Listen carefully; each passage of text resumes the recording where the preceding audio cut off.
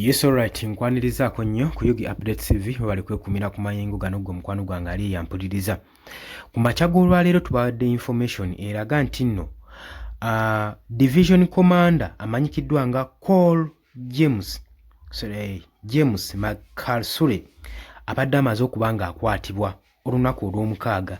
Yakwatibwa ng'ono nno alangibwa kwenyigira mu ddiiru eyali eya gold omwali okukidnappinga saako ne armed robbery nga government officers ate ne basanga ne equipment za government eziri registered mu office ye nga nazo ziri ku scene.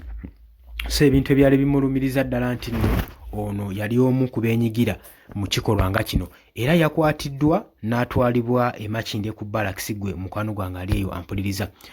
Oli ku Yugi Updates TV ko sinzo bango tuuliza kwatana toyungako kirira wansi waliwo ekigambo subscribe kikoneko oberenga otoyungako abali emitala w'amayanja mu diaspora mbalamusizaako nnyo nammwe mwebale kwekuumira ku Yugi Updates TV. Kakati General Muhoozi Kainerugaba Chief of Defence Force oluvannyuma lwa musajja we Nkwatangabo gwamaze naye mu operations ez'enjawulo eri mu Democratic Republic of Congo.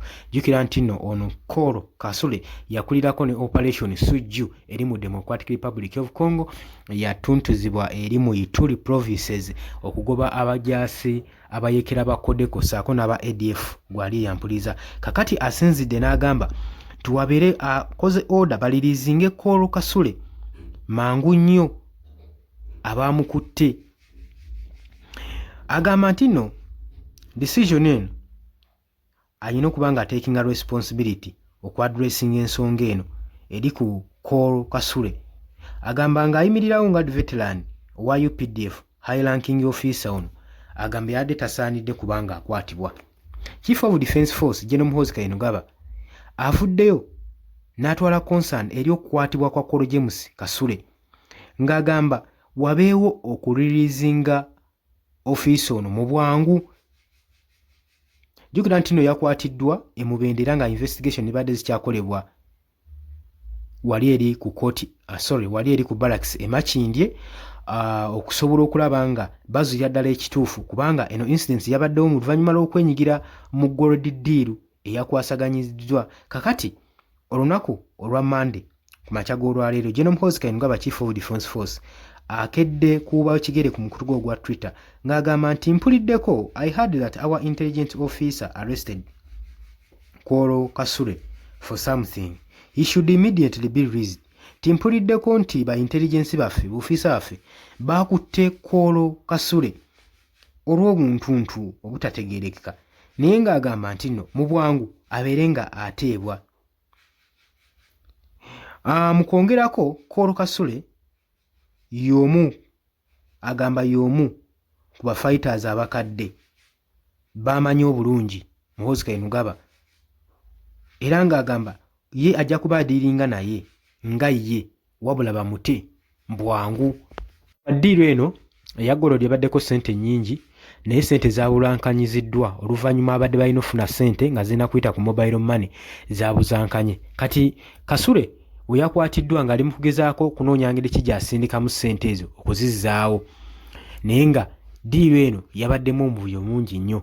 Teyandibadde nga getting involved naye basanzeewo emmoloka eya gavumenti eyakwasibwa Kasule ono era ne kiragirwa nti nno ono yeenyigidde mu bikolwa nga bino eby'ettabbu mu illegal deals saako kidnapping saako ne armed robbery ye gimu ku misango egimuvunaanyizibwa gwe omukwano gwange ali eyampuliriza era akyakuumiddwa wali eri ku barracks e Makindye ng'okunoonyereza bwe kugenda mu maaso bakakasize ddala ensonga zino. Naye nga bwe nkugambye Muhoozi Kainerugaba agenze mu maaso n'okuba nga atuwa order babe nga baliriisinga musajja we Nkwatangabo gwalwanye naye ku operations ez'enjawulo eri mu Democratic Republic of Congo. Agamba tebayinza mukwata bya kigwagwa lwa busongasonga era ng'agamba nti obwe nawulidde just bugolodi deals busonga butonotono era ye nga wammanyi obulungi musajja we amaze naye ebbanga ng'alwana entalo era ye nga Muhoozi Kainerugaba ajja kuba adiiringa naye era abagamba bamute imbulaga gwe omukwano gwange ali yampuliriza. Wabula kino ekikolwa kino kyenyamiza nnyo bannayuganda abakulembeze nga bano ba high ranking officers okwenyigira mu bikolwa nga bino ate nga tebatya nga bakozesa office za gavumenti okusaba nga bateekawo intimidation eri abo baba bagenda okutuusaako ebikolobero nga bino. Kino kyennyamizza nnyo abakulembeze naddala bali ku bitundu. Jjukira nti nno bano babeera ba high ranking officers nga balina ne backup, kale kiba kikanga eggwanga gwe omukwano gwange ali eyo ampuliriza. So ebikolwa nga bino bagamba nti no byeyongedde nnyo oluvannyuma lwa gavumenti okulangirira nga bwegenda okuteeka retirements ku ba military officers abamu.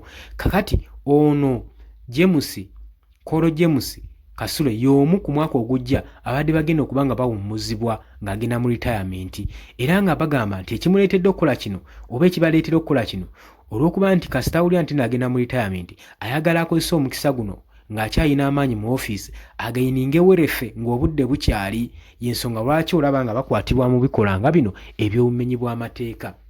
Oli ku Yugi Updates TV wadde osinza obba ng'otuwuliriza era nkutegeeza ng'okola kyamaanyi nnyo okwekumira ku mayengo gano. Wabula mmwe abali mu mitala w'amayanja abali mu diaspora nkutegeeza nti no gw'atannatweyungako kirira wansi waliwo ekigambo subscribe kikooneko obeere nga otweyungako ddala bulungi. Nagambye gwe wagala tusindikira obubaka tusange ku WhatsApp namba eno +256 760 126 756. Nkutegeeza n'okutegeeza nti no aba Pure Organic abajjanjabisa obutonde bakugamba nti nno bakusange ku noti 778 11 35 97.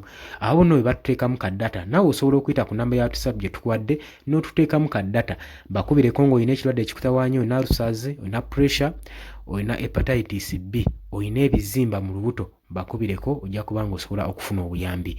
Baganda bange mbagala nnyo abali emitala w'amayanja mwe abagenda okujja mu comment section nammwe mbanirizaako nnyo.